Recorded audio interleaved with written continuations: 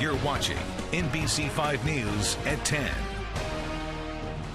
Right now, a standoff at a North Texas synagogue. They can only hope that this ends peacefully.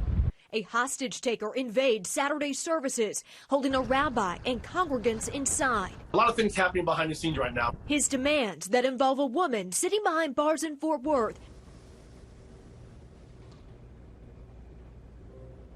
And breaking right now, the nearly 11-hour-long standoff at a Colleyville Synagogue has ended. A top law enforcement source confirms to NBC News the gunman is dead. Governor Greg Abbott tweeted that prayers were answered and all 4 hostages are out alive and safe. We're gathering more details about what unfolded inside Congregation Beth Israel. Now, at one point, a rabbi and 3 other people were being held hostage inside. This all happened at Congregation Beth Israel Synagogue. That's on Pleasant Road Run, near Colleyville Middle School. Tonight, we have live team coverage, but I want to get straight to Allie Spilliards. Allie, you may have heard that the end of the standoff, it has happened. Yeah, Vince, things started to change very rapidly here just within the last hour. We heard a really loud boom right around 9:15 coming from the direction of the synagogue. And as we've explained to you throughout the night, we have actually been kept quite a ways away from that as the FBI has tried to keep that scene clear. Now, we then saw the governor's tweet saying that prayers have been answered, that those hostages are safe and alive, and of course we just learned that the hostage taker is dead. We've seen some activity picking up in this area since this all began. More traffic heading along this road to and from the synagogue, more sirens in the area. But up until this point, we had been told at least 3 hostages remained inside, including a rabbi. A 4th was released earlier this evening unharmed. We'd been told several times by law enforcement throughout the day that those inside were uninjured. They'd been held since just after 10:30 this morning by a man whose objective, we're told, was to free a convicted terrorist. Some familiar with the synagogue told me when this all started, a morning Shabbat service would have been ending. Now, just before this all came to an end, FBI sources had told us this remained a very fluid, minute-by-minute situation. A former FBI agent told me sometimes these situations can last hours, days, even weeks. But of course, many here were praying that that would not be the case tonight. Back to you. All right, Allie Spilliards reporting live. We'll be checking back in with you because we are hearing law enforcement officials will be giving us an update just about 10:15 on what has happened out there. And law officials are telling NBC News the hostage taker had the rabbi in Colleyville call a rabbi in New York City to say the suspect wanted a woman being held in a federal prison to be set free. Counter-terror teams are at that synagogue tonight, and police are at synagogues around the city.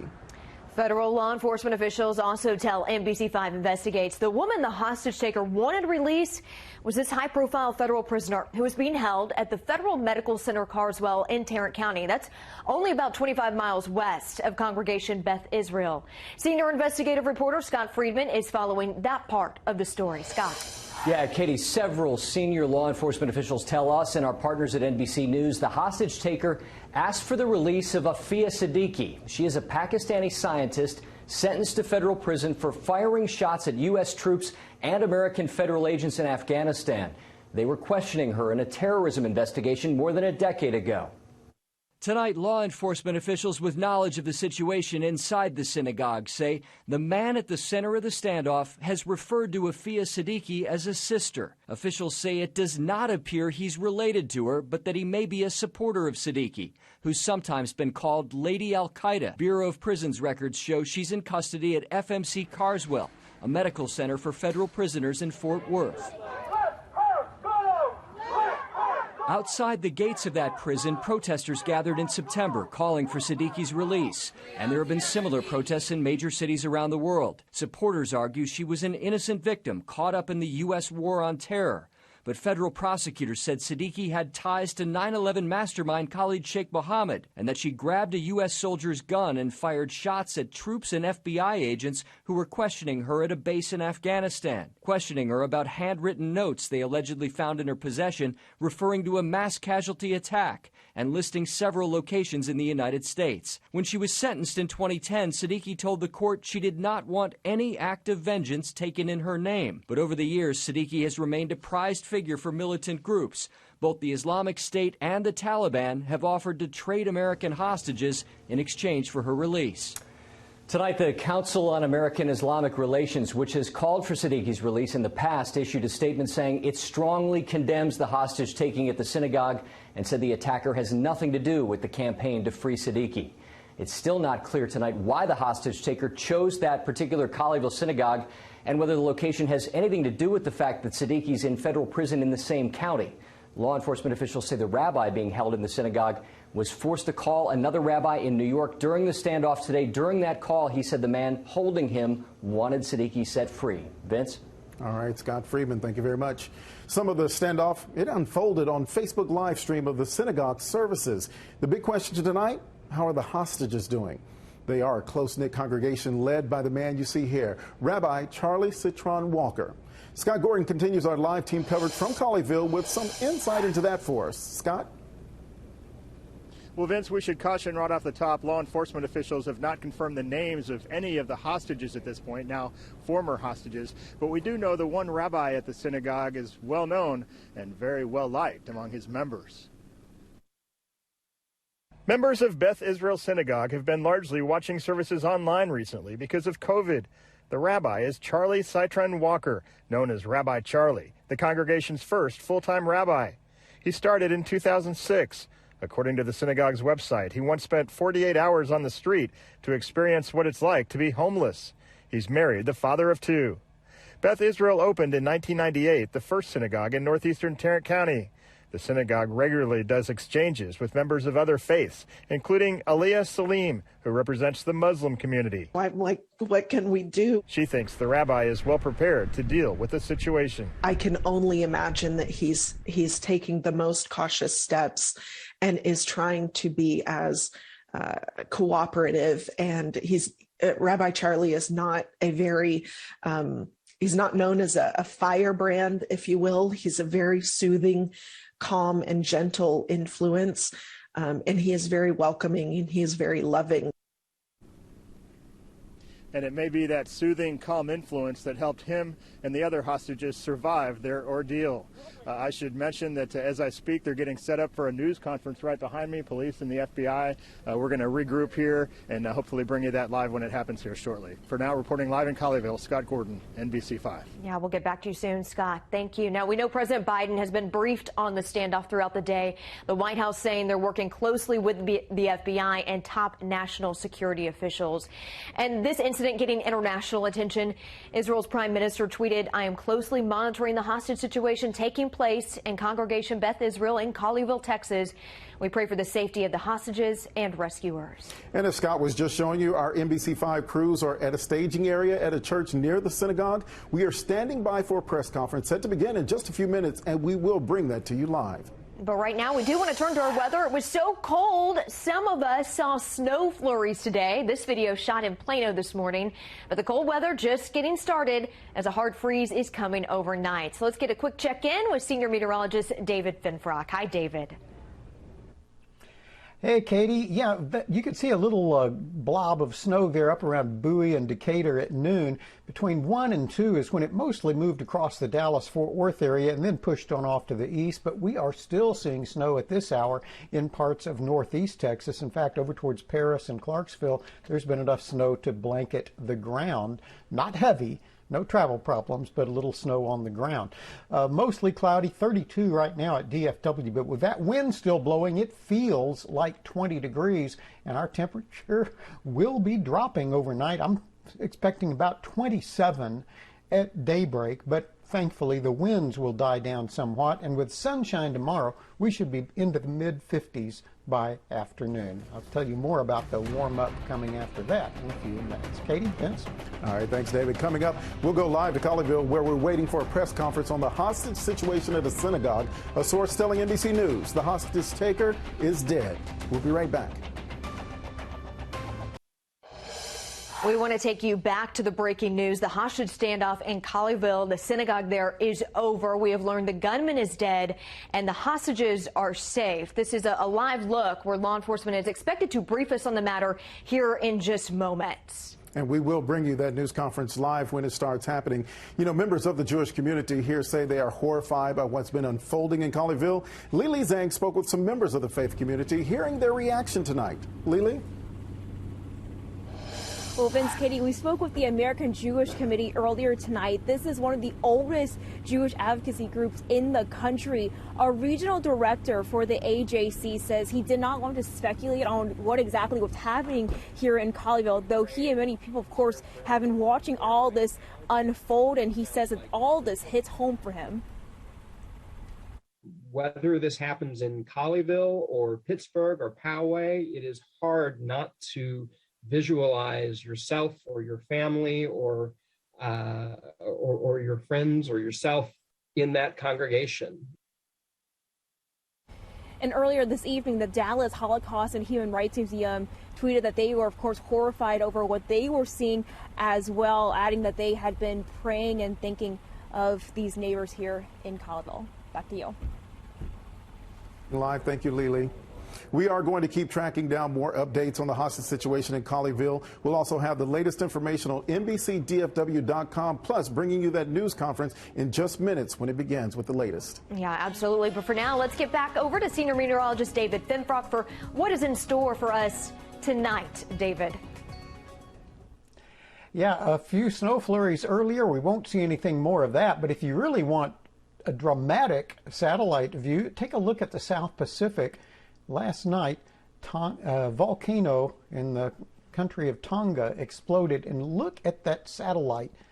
Just a massive explosion that resulted in a tsunami that affected much of the Pacific, not affecting us here. Temperatures, of course, on the cold side, we're around freezing right now in the Dallas-Fort Worth area, but the wind is still blowing, not as strong as it was earlier. We had gusts 40, 50, 55, even up to 58 miles per hour at a couple of locations. Now it has dropped back down into the 15 to 20 mile per hour range, and even lower out to the west towards Breckenridge and Ranger. I think that will continue to drop off overnight, but still enough breeze around here to create wind chills in the upper teens and low 20s. Snow is still falling across much of Arkansas, parts of far northeast Texas and northwestern Louisiana, but that's all pulling away from us, and we're going to see the clouds moving out with clearing skies. It'll be a cold start to the day. Sunny, but seasonably cool tomorrow. We'll see temperatures about where they should be in the middle of January. Overnight, gradually decreasing clouds and gradually diminishing wind. It's still pretty breezy out there right now, but after midnight it'll drop down into the 10 to 15 mile per hour range, and we do look for a freeze by daybreak, the low about 27 degrees, and then a big warm-up. All right, David, thank you. Let's go now live to this press conference with officials on the standoff situation that's now ended. And together with Colleyville PIO, so you know how to get in touch with us if there are any questions after the fact. I'll turn it over to Chief Miller.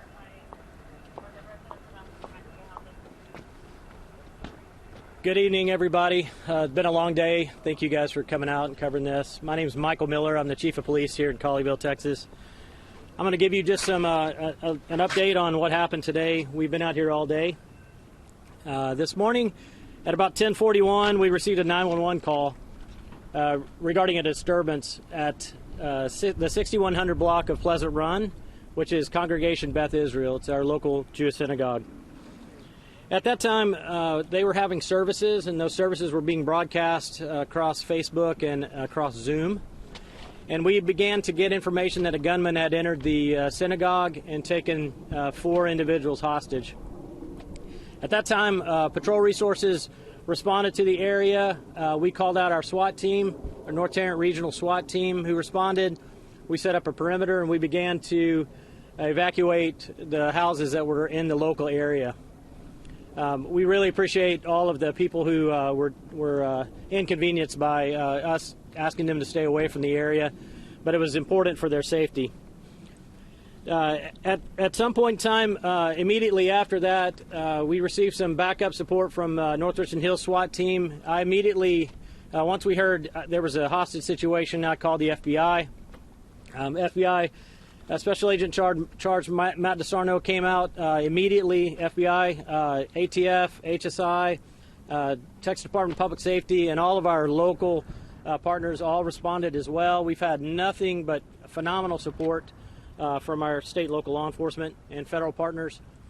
At some point in time during the times we were negotiating with the subject for a period of time, all day, constant communication with him. He did release one hostage in the middle of the incident. That hostage was not harmed, and he's doing well now.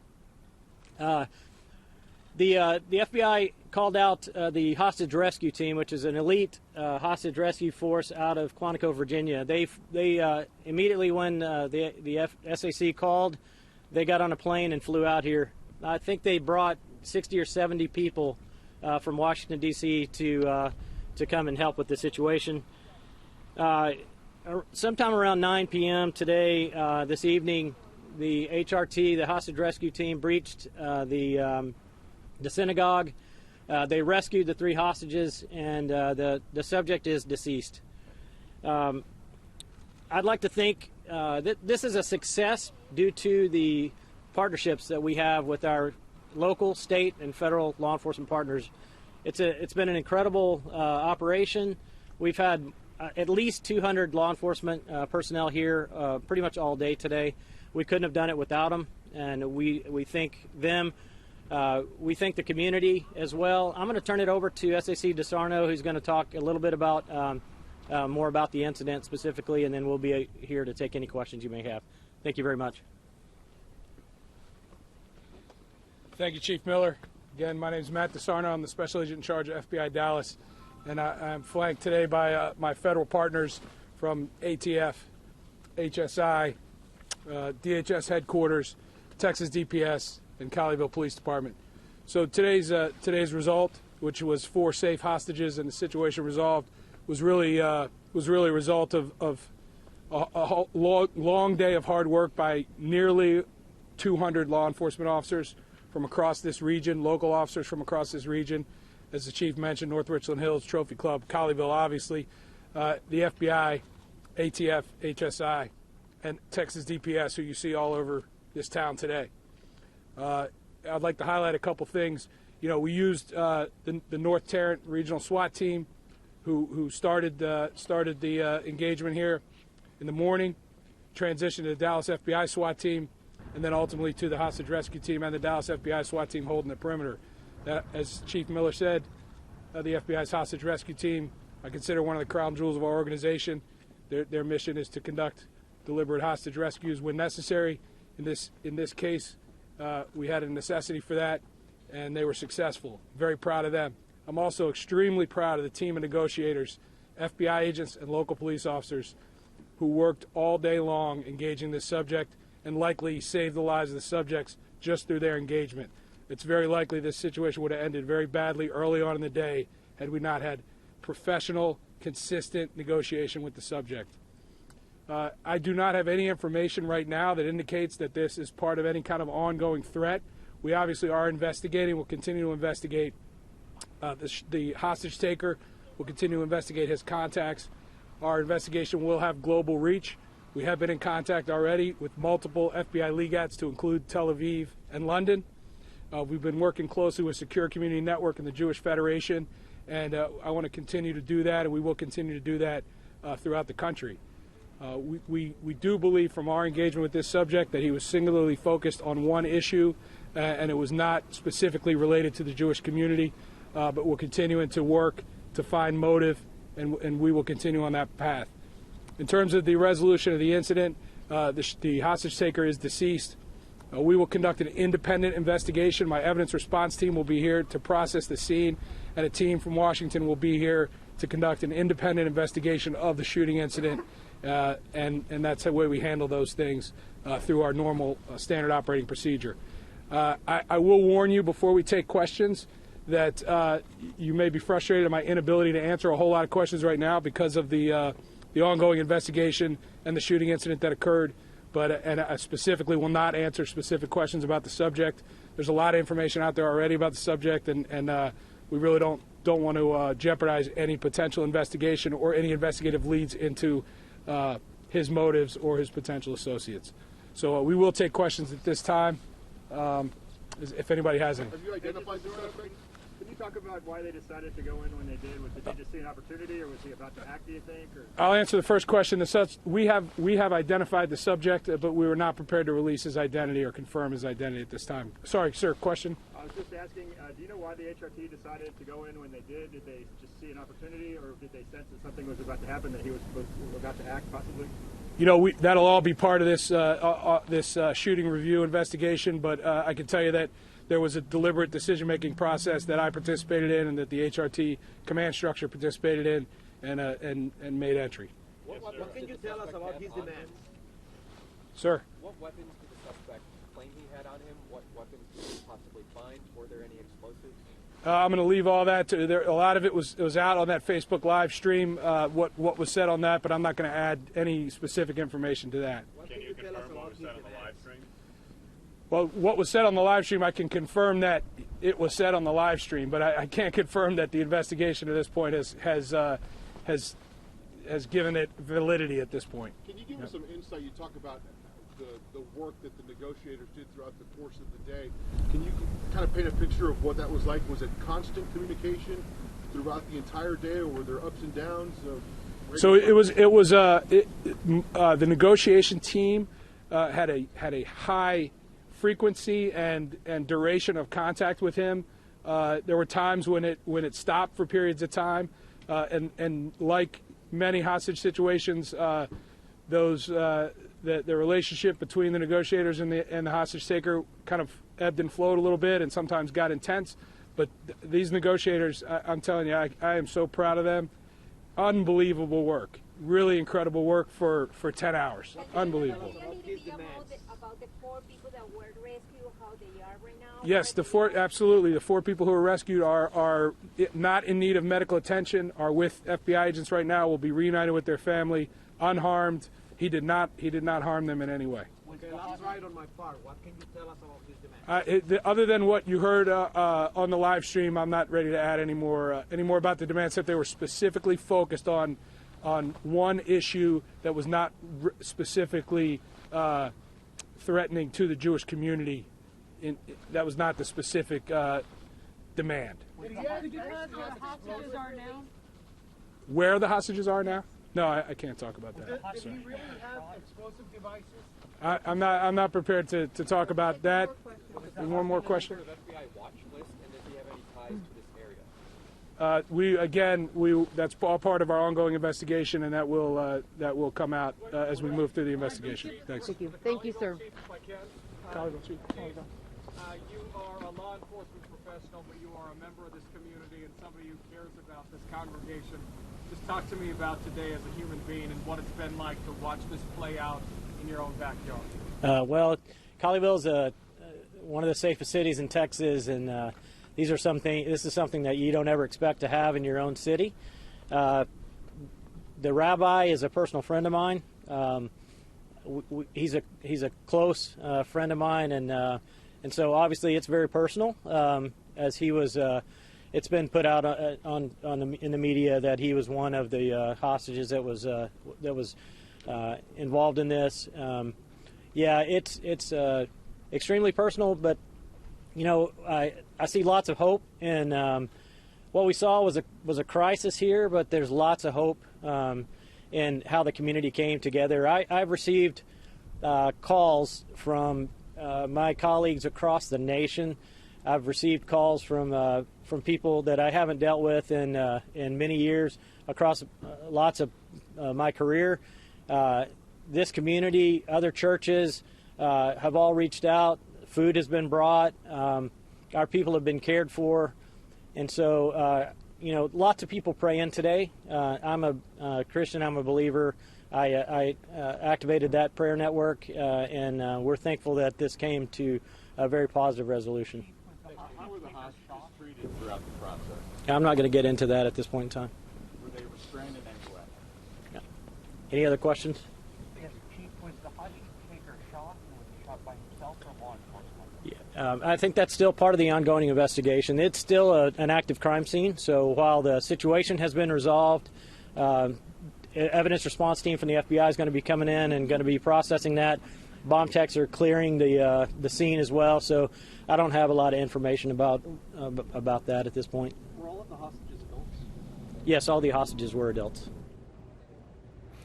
You're listening live there to a press conference that is giving us the very latest details on this. Some key points to take away from this news conference is they're saying that the subject that was holding the hostages is deceased. The FBI special agent on scene saying that there's no info of an ongoing threat, and the subject was focused on one single issue and not a threat to the Jewish community itself. Katie? Yeah, again, this situation still unfolding. We're still learning more. As we get new information, we'll carry it for you on NBCDFW.com. SNL is next.